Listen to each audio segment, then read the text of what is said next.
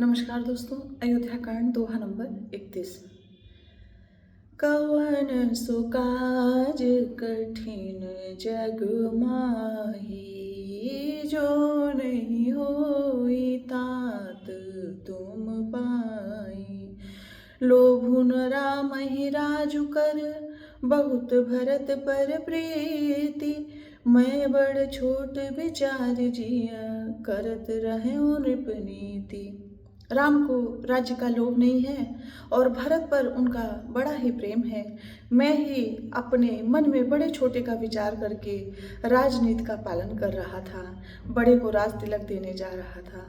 कवन सो काज कठिन जग माही, जो नहीं होई तात तुम पाई।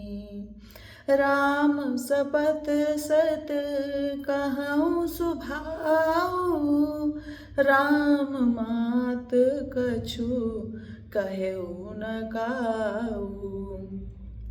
मैं सब कीन तो ही बिनु पूछे, तेहि ते परऊ मनोरथ छूछे। राम की 100 बार सौगंध खाकर मैं स्वभाव से ही कहता हूँ कि राम की माता कौशल्या ने इस विषय में मुझसे कभी कुछ नहीं कहा। अवश्य ही मैंने तुमसे बिना पूछे यह सब किया, इसी से मेरा मनोरथ खाली गया।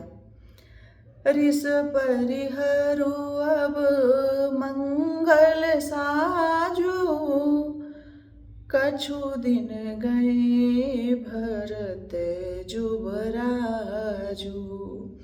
एक ही बात मोहि दुख लागा, बर दूसर यस मंजस मांगा।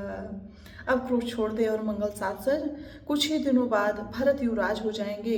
एक ही बात का मुझे दुख लगा कि तूने दूसरा वरदान बड़ी अड़चन का मांगा।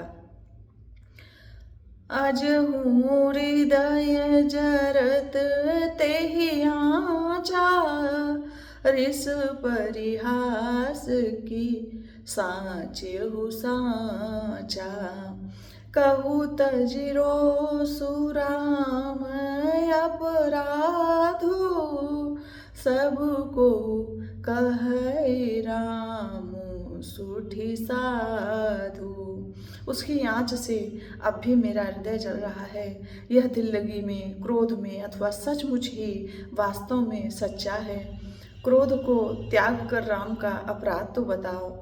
सब कोई कहते हैं कि राम बड़े ही साधु हैं। तू सराहसी करसी स्नेहो, अब सुनि मोहि भयउ संदेहो।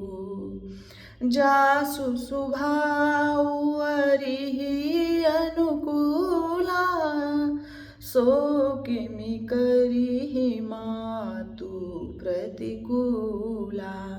तू स्वयं भी राम की सराहना करती और उन पर स्नेह किया करती थी। अब यह सुनकर मुझे संदेह हो गया है कि तुम्हारी प्रशंसा और स्नेह कहीं झूठे तो न थे। जिसका स्वभाव शत्रु को भी अनुकूल है, वह माता के प्रतिकूल आचरण क्यों करेगा। कवन सो काज कठिन जग माही, जो नहीं होई तात तुम पाई। यहाँ पर दोहा नंबर 31 अपनी चौपाइयों के साथ संपन्न होता है और अगले दोहा नंबर 32 में मैं आपके सामने फिर से प्रस्तुत होंगी। तब तक के लिए आप सभी को जय श्री सीताराम, जय हनुमान।